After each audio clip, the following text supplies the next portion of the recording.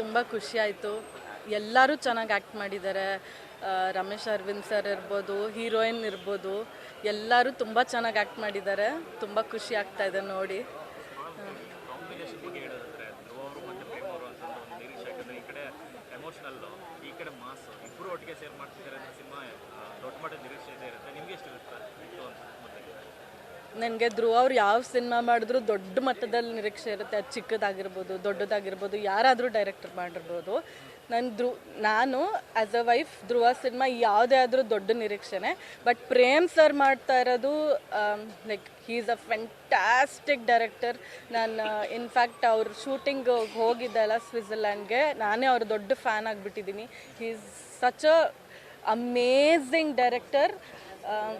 ಆ ರಿಸಲ್ಟು ಸ್ಕ್ರೀನಲ್ಲಿ ಕಾಣಿಸ್ತಾ ಇದೆ. ಐ ಹೋಪ್ ಎಲ್ಲರಿಗೂ ಇಷ್ಟ ಆಗುತ್ತೆ. ಅದು ದೇವರಲ್ಲಿ ಬೇಡ್ಕೊತಾ ಇದ್ದೀನಿ. ಅಂದರೆ ಅವರ ಎಫರ್ಟ್ ಎಷ್ಟಿತ್ತು ಶೂಟಿಂಗಲ್ಲಿ ನೀವು ಹೋಗಿದ್ದೀರಿ ಅಂದರೆ ಎಫರ್ಟ್ ಹೆಂಗಾಗ್ತಾ ಇದೆ? ಎಲ್ಲ ಶೂಟಿಂಗಲ್ಲಿ ಎಫರ್ಟ್ 5% ಕಾಣಿಸುತ್ತೆ ಅಷ್ಟೇ. ಬಟ್ ಅದ್ರ ಹಿಂದೆ 95% ಎಫರ್ಟ್ ಇರುತ್ತೆ. ಎಲ್ಲರದ್ದು ಇರುತ್ತೆ. ಟೆಕ್ನಿಷಿಯನ್ಸ್ದು ಇರ್ಬೋದು, ಡೈರೆಕ್ಟರ್ದು ಇರ್ಬೋದು, ಧ್ರುವದಿರ್ಬೋದು, ನಮ್ಮ ಸ್ಯಾಕ್ರಿಫೈಸಸ್ ಇರ್ಬೋದು. ನನ್ನ ಮಕ್ಕಳು ಅಪ್ಪನ ನೋಡಬೇಕು ಅಂತ ಎಷ್ಟೊಂದು ಸತಿ ಕಾಯ್ತಾರೆ. 10 ದಿನ ಸಿಕ್ಕಲ್ಲ, 15 ದಿನ ಸಿಕ್ಕಲ್ಲ. ಸೊ ಎಲ್ಲರ ಸ್ಯಾಕ್ರಿಫೈಸು ಇರುತ್ತೆ ಒಂದು ಮೂವಿ ಮಾಡೋಕ್ಕೆ. ಅಫ್ಕೋರ್ಸ್ ಅದೇ ಥರ ಎಲ್ಲ ಫ್ಯಾಮ್ಲೀಸು ಇರ್ತಾರಲ್ವ, ಎಲ್ಲ ಆ್ಯಕ್ಟರ್ಸು ಇದ್ದಾರೆ ಸ್ಕ್ರೀನ್ ಮೇಲೆ, ದೊಡ್ಡ ದೊಡ್ಡ ಆ್ಯಕ್ಟರ್ಸ್. ಐ ಹೋಪ್ ಎಲ್ಲ ಇಟ್ ಆಲ್ ಕಮ್ ಟುಗೆದರ್ ದೊಡ್ಡ ಸಕ್ಸಸ್ ಆಗಲಿ ಈ ಮೂವಿಗೆ. ಅಷ್ಟೇ ಮಗ ರೋಡಲ್ಲಿ ಹೋಗ್ತಿರ್ಬೇಕಾದ್ರೆ ಫ್ಲೆಕ್ಸ್ ನೋಡ್ಬಿಟ್ಟು ಅಪ್ಪ ಅಂತ ಹೇಳ್ತಾ ಇದ್ದೆ. ಸೊ ಇವತ್ತು ಸಿನಿಮಾ ತೋರಿಸೋ ಏನು